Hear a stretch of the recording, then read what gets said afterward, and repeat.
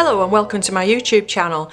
In this video we're going to look at where to start when drawing a vase of flowers. So this is for those of you that are new to drawing or beginners in drawing that would really know where the starting points are for when you want to draw a complete vase of flowers. So lots of different flowers together in one vase, and obviously it's quite a complicated subject, and I wanted to give you some starting points of how to break it down quite simply and how to make it easier to tackle. So to begin with, I've got this photograph from Pixabay. I will link this down below in the description. If at all possible, it would be better for you if you could pick or buy a vase, a bunch of flowers and put them in a vase in front of you. When you put the vase of flowers in front of you, put it at a nice distance so that your eye is quite relaxed. If it's too close to you, you'll find you're straining your eyes and you haven't got the space to work. So sit at a table that's big enough for you to have the vase a comfortable distance away. I'm using a photograph because, as you can see, I've got my Sharpie here and I'm going to be talking through what we're going to be doing and drawing over the top of this photograph, just to show you where you would begin. So that's one of the reasons that I've not got a vase of flowers in front of me, but also I've not got that space because I sit, when I'm videoing, I sit right next to the window. The window is just here. In fact, you might find today that the light keeps changing a little bit. We're very much sunshine and showers. It keeps coming very, very black with some heavy showers and then the sun coming out quite brightly again. So I do apologise if the light changes a little bit. So that's the reason for me doing it from the photograph. If at all possible, do work from life. You will find that your paintings are much more realistic, there's much more vibrancy to them, there's much more energy in them if you're working from life, and your drawings. So this doesn't have to be a painting, it could just be a pencil drawing if you wanted to. It was just to give you those starting points. So what I've done is I've printed it off on a nice photo paper which shows up the lovely bright colours, and we've got one that's got some nice summery flowers there. But then I've also printed it off, I put a filter on and printed it off in these grey tones just on an ordinary sheet of paper quite cheaply, so that I can go over this with my Sharpie. The paper that I'm going to be using to do my drawing on is this Bockingford block, and this is because I would like to afterwards put some watercolour paint on. If you're just drawing, if you're just going to do a pencil drawing, or perhaps you're going to add some colour with some crayons, you could just use a cartridge paper. Don't be put off from learning to draw by lack of materials. All you really need is a pencil and some very cheap paper, or you could even use the back of a cereal box, anything like that. We mustn't be put off from trying to learn our art with lack of materials. Just use what you've got to hand and improvise. Okay, so I'm using this one. This is a St Cuthbert's Mill, as you can see, Bockingford block, and it's one that I use quite often on YouTube. So it's nice and smooth enough to draw on, but then it's got a slight texture in it. So I'll put that to one side while we talk about where to start. And the reason I chose this photograph was because it's got the whole arrangement and the vase there showing. If you look on Pixabay and you pop in the search box vase of flowers, you'll find lots that are kind of cropped off at the edge, or they haven't got all the vase showing. So one of the reasons I chose this was for that. So what we're going to do is break it down into shapes, geometric shapes, and do this with everything you draw. This is not just about how you do flowers, this is also about how you would tackle drawing a person or drawing a house. Whatever you're drawing, break it down and simplify it first. If you set off with this by drawing a very complicated little shape of this flower here and work out, or just started at one area and looked at all this, first of all you'd be a little bit overwhelmed thinking about all that detail, but also your drawing would very soon go awry. So what we're going to do is break it into these shapes. So if we look first of all at the shape of the vase, like I say, keep it very simple. So we've got this shape here of the vase. Now then we need to look, when we transfer this to our paper, which is something I'll show you in a moment, if we measure the vase, it's that length, and then we go 1, 2, and that little extra bit there shows us how much further up we need to go up our paper with the actual flowers. But we'll do that in a moment when we go to using the actual paper. And then we don't start by looking at the shape of each flower, we look at the shape of the whole of the flowers together. So we've got a straight line across the top, Now you'll see that you've got a flower coming out here that's breaking the line, and you'll see there's some bits of flowers here breaking the line, but in general this arrangement is fitting into this shape.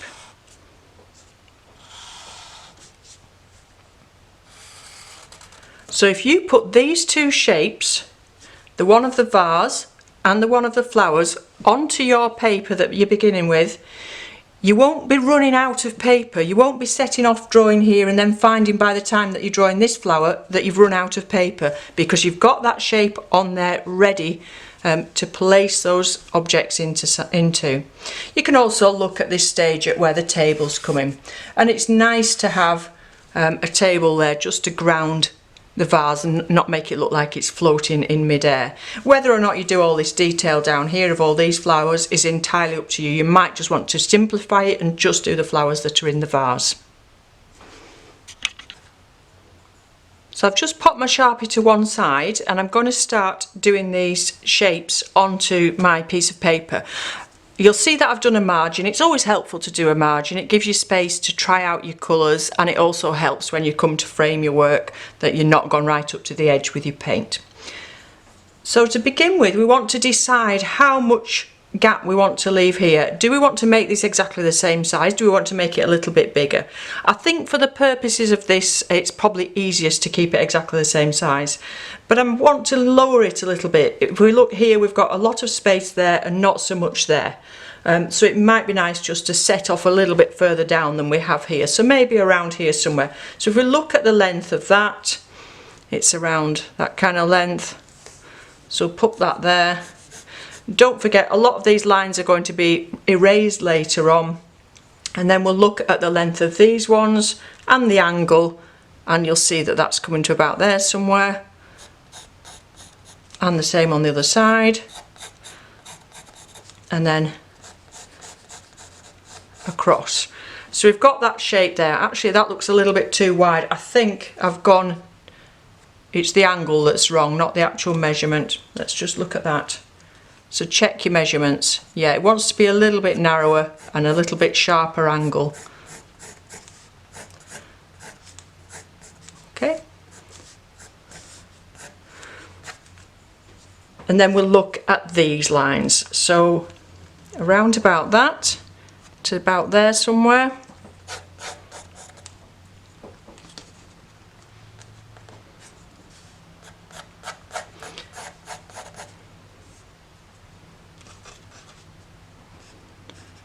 Up by about that. I've actually still started off too. I've still got a lot more here than I have here, haven't I?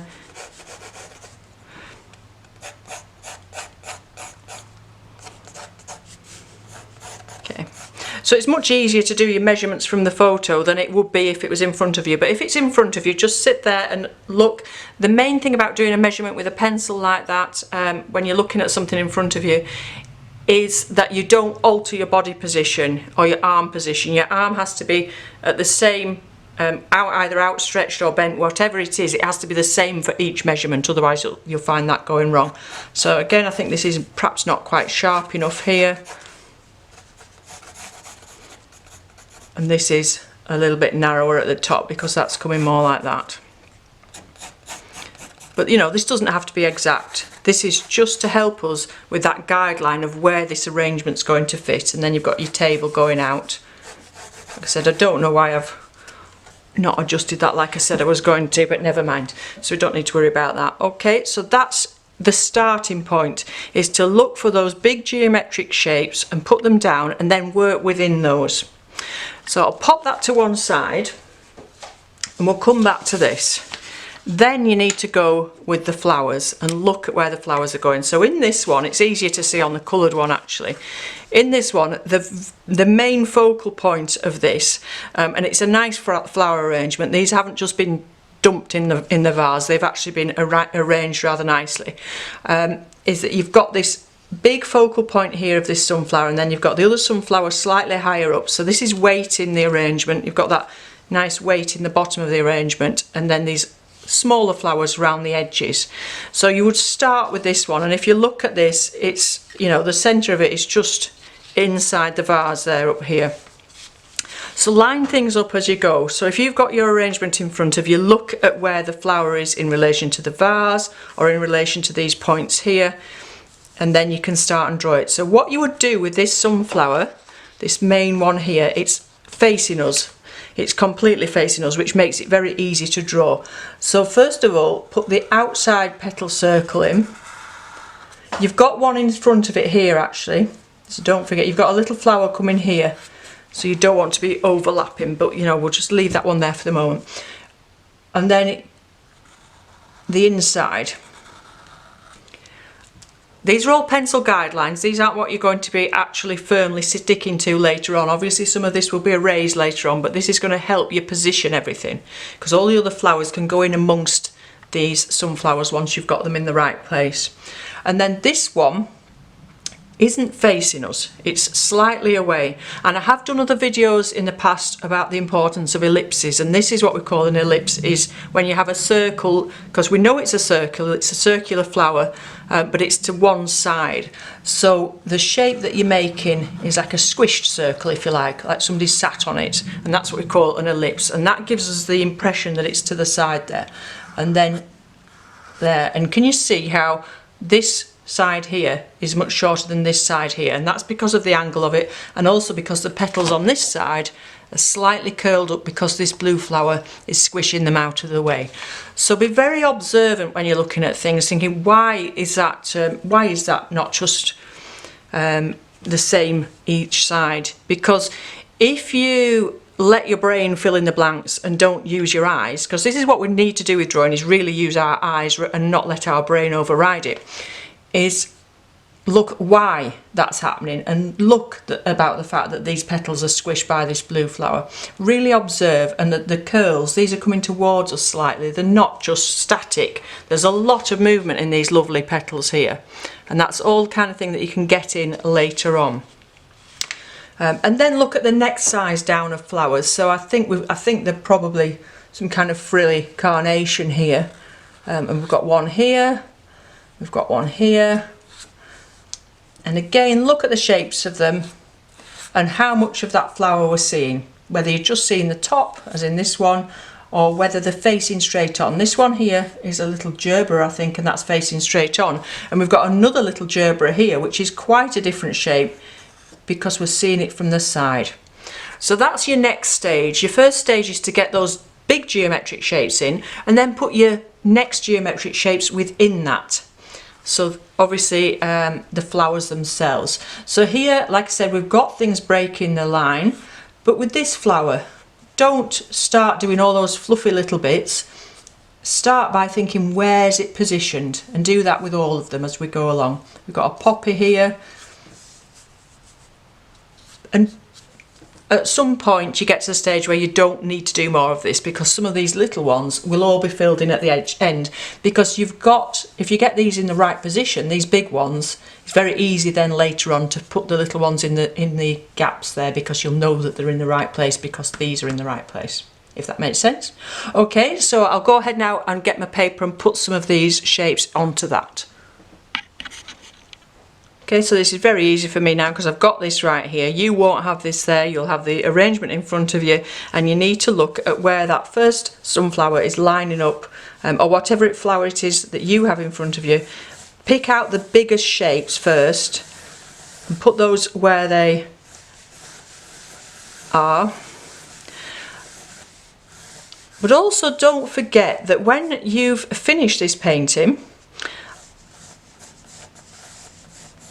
and you show it or you pop it on your wall, whatever you're going to do with it, the person that's going to be looking at it is not going to have that arrangement of flowers in front of them.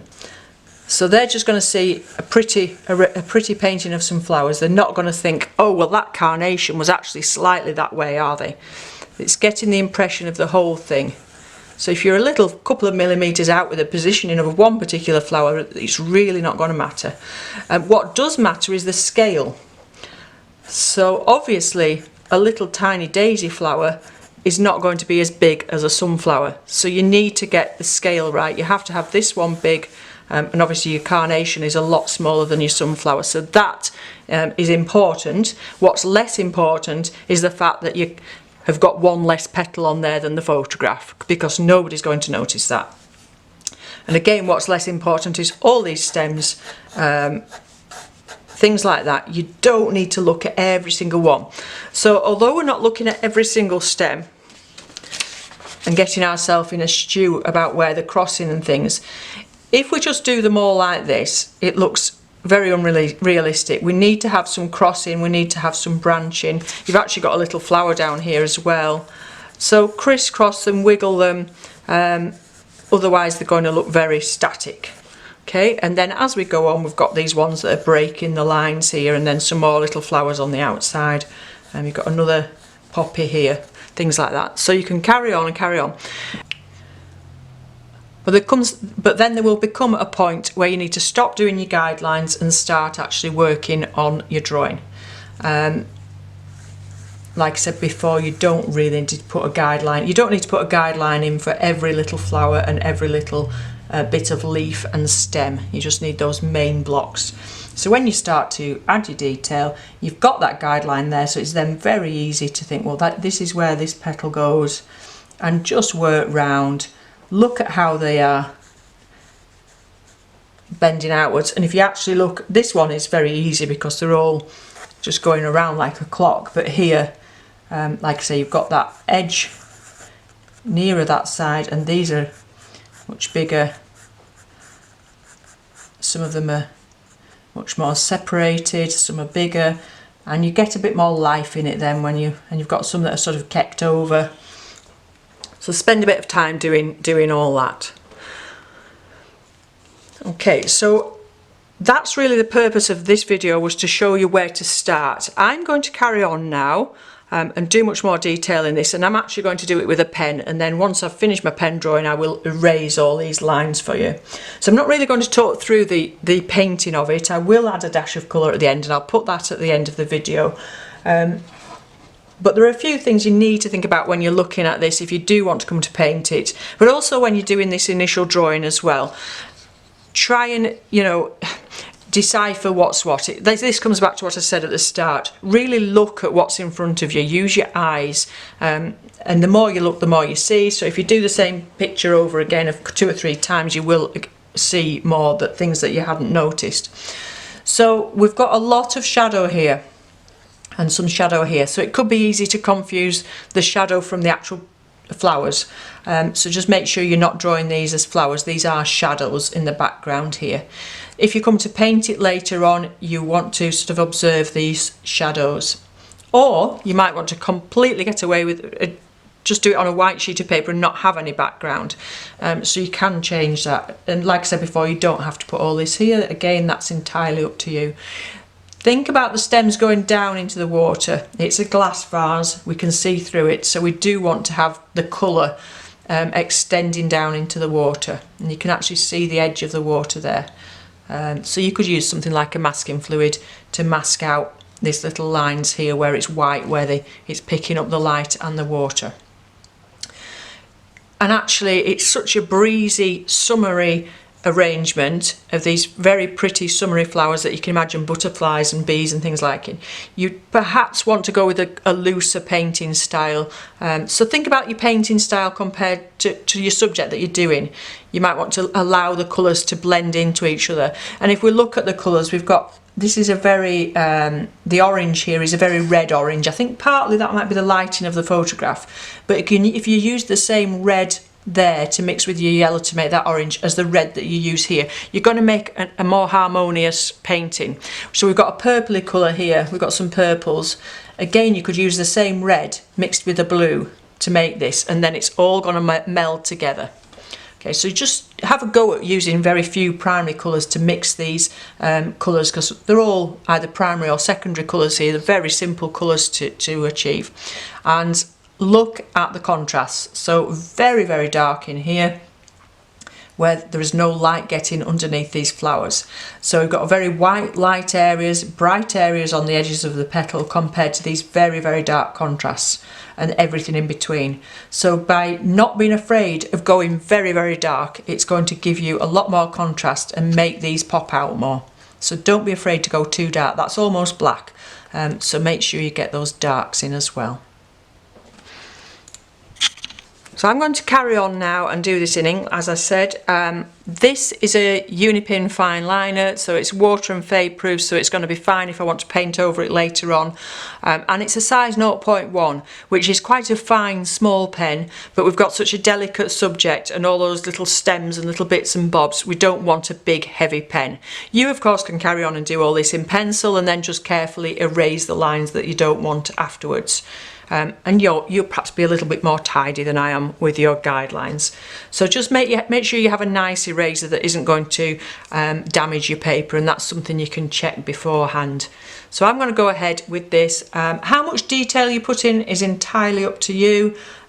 Like I said before, when it comes to doing the petals, don't get yourself bogged down and worried if you've missed one petal out or if you've got slightly too many petals. It's really not going to matter. It's about the whole arrangement and your painting and your drawing. You're making an artwork, you're not necessarily copying to the letter what's there, unless you're a photorealistic artist, which I'm not. Okay, so I hope you've enjoyed that. I hope you enjoyed the rest of the video where I'll show you the drawing and painting process. If you've any questions about this, if you want to ask in the comments below, and I'll get back to you as soon as I can. And if you would like more drawing tutorials as well, let me know. Okay, thanks for watching and enjoy the rest of the video.